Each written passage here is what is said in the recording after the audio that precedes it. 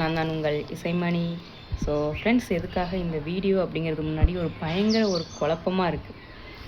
என்னது, எது உண்மை, எது நீ பொய், எதுனே கண்டுபிடிக்கிறதுக்கே முடியாது ஃப்ரெண்ட்ஸ்.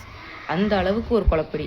யாரை பற்றினா, நான் போன வீடியோவில் போட்டிருப்பேன். திருச்சியில் ஒரு சம்பவம் நடந்திருக்கு. ஒரு அழகான குடும்பம் இந்த மாதிரி சூழ்நிலை நடந்திருக்குன்னு. ஸோ வீடியோ பார்க்கலன்னா நீங்கள் அந்த வீடியோ பாட்டுவாங்க. இப்போ எதுக்கு அந்த வீடியோ பற்றி நான் பேசிகிட்டு இருக்கேன் அப்படின்னா, இப்போது அவங்க 3 பேருமே சேஃபாக இருக்காங்களா, நல்லா இருக்காங்களாம். அந்த அந்த அக்கா அவங்க ஹாஸ்பிட்டலில் இருக்காங்க, குழந்தை ஒரு இடத்துல இருக்குது, இவங்க ஸ்டேஷனில் இருக்காங்க அப்படின்னு சொல்லி சொல்லியிருக்காங்களாம். இப்போ என்னென்னா, அவங்கக்கிட்ட ஒரு வாக்குமூலம் போலீஸ்க்கு எடுத்திருக்காங்க. இப்போ என்ன நடந்துச்சு அப்படின்னு சொல்லி கேட்டிருக்கும்போது அவங்க சொன்னாங்க, இந்த வீடியோ 5 வருஷத்துக்கு முன்னாடி எடுத்த வீடியோ. என் ஹஸ்பண்ட் மேலே நான் அவ்வளோ கம்ப்ளைண்ட் கொடுத்துருக்கேன். அவர் ஒரு சைக்கோ மாதிரி என்னை ரொம்ப கொடுமை பண்ணியிருக்காரு. அதுக்குள்ளே எவிடன்ஸ் எல்லாமே நான் சப்மிட் பண்ணியிருக்கேன். என்னையையும் என் பிள்ளையையும் இவங்கக்கிட்ட இருந்து காப்பாற்றுங்க அப்படின்னு சொல்லி ஸ்டேஷனில் போலீஸ்கிட்ட சொல்லியிருக்காங்க இந்த அக்கா. இன்றைக்கி ஒன்றுமே புரியலைங்க. எது உண்மை எதுனே தெரியல. இவங்க சொல்ல போய் இப்போ கேஸ் வேறு மாதிரி மாறிடுச்சு.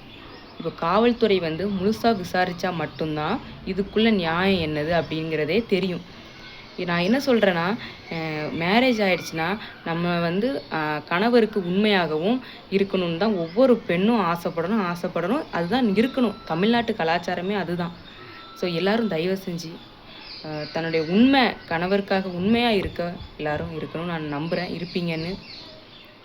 ஒரு குடும்பமே உடஞ்சி போன அளவுக்கு உடஞ்சி போனதுன்னு இவ்வளோ ஒரு சந்தோஷமான ஹாப்பியான ஃபேமிலி. ஒரு ஆம்பளை அப்படிங்கிற ஒரு ஆள் உள்ளே வர போய் இப்போ இதில் யார் ஜோஸ் அப்படிங்கிற அந்த ஆள் யார், அது எல்லாமே விசாரித்தா மட்டும்தான் உண்மை வெளியே வரும். ஸோ அது காவல்துறை கண்டிப்பாக விசாரித்து நான் ஒரு உண்மையான விஷயத்தை வெளியே கொண்டு வருவாங்கன்னு நான் நம்புகிறேன்.